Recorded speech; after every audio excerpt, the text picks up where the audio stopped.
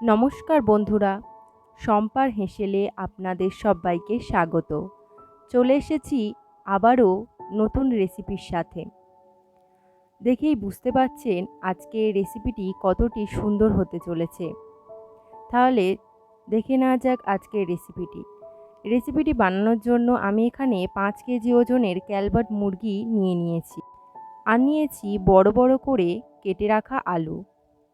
এবার gas on করে কড়াই হিট করে নিয়ে দিয়ে দিলাম বেশ খানিকটা সর্ষের তেল। এবার ওই সর্ষের তেলের মধ্যেই দিয়ে দেব কেটে রাখা আলুর টুকরোগুলোকে।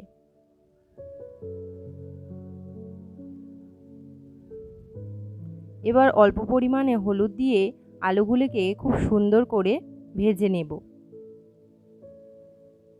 বেশ লাল লাল করে আলুগুলোকে আমি ভেজে নিয়েছি।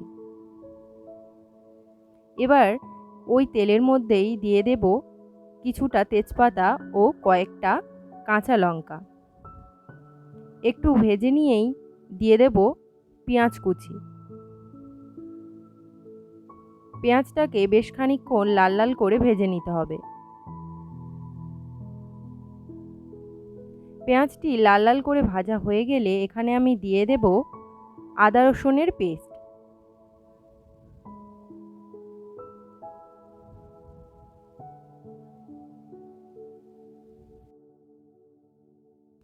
কিছুক্ষণ কষিয়ে নিয়েই দিয়ে দেব হলুদের গুঁড়ো।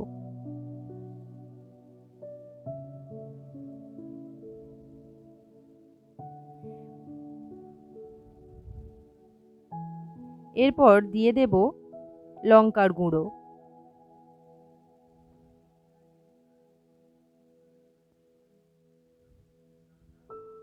লঙ্কার গুঁড়ো আপনারা নিজেদের স্বাদ অনুযায়ী বুঝেই দেবেন, কেননা কিছু কিছু মানুষ ঝালটাকে খুবই পছন্দ করেন, আবার কিছু কিছু মানুষ আছে যারা ঝাল অতটাও পছন্দ করেন না। তো এরপরে আমি দিয়ে দিলাম ধনে গুঁড়ো। এখানে আমি কিছু বেসিক মশলাই ইউজ করলাম, যা সকলের বাড়িতেই থাকে। এরপর দিয়ে দিলাম জিরে গুঁড়ো।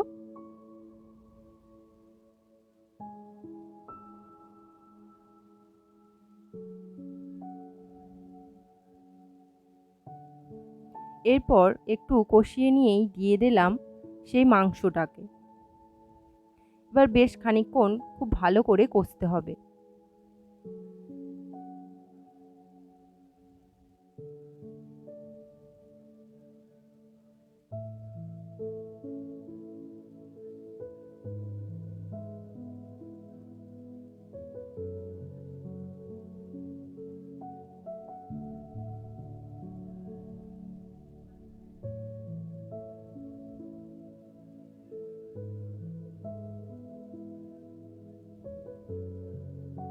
এই মাংসটা যতটা ভালো করে কষবেন ততই খেতে সুস্বাদু হবে। এরপর দিয়ে দিলাম টমেটোর সস। কেননা আমি এখানে টমেটোর টুকরো ইউজ করিনি, তাই আমি এখানে টমেটোর সসটাকেই ইউজ করলাম।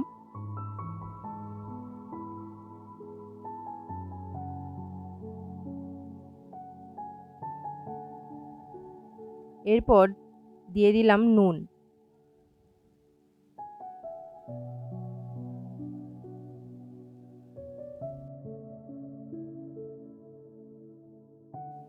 এইভাবেই বেশ খানিকক্ষণ আমি চিকেনটাকে ভালোভাবে কষিয়ে নেব। এরপর চিকেন থেকে জল ছাড়তে শুরু করায় আমি এখানে দুটো জায়গায় ডিভাইস করে নিয়েছিলাম।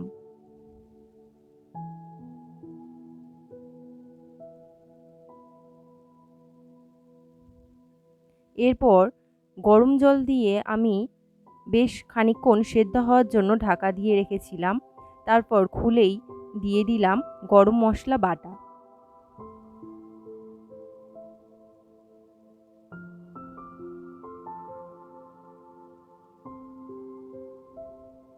এরপর দিয়ে দেব গন্ধরাজ লেবুর খোসা গ্রেট করা। এতে আমাদের রান্নার খুব সুন্দর সুগন্ধ অ্যাড হবে।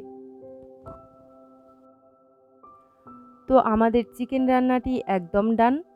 আমার রান্নাটি যদি আপনাদের ভালো লেগে থাকে প্লিজ চ্যানেলটিকে সাবস্ক্রাইব করে আমার পাশে থাকবেন। সকলেই খুব ভালো থাকবেন। আজকের মতো এখানেই বিদায়।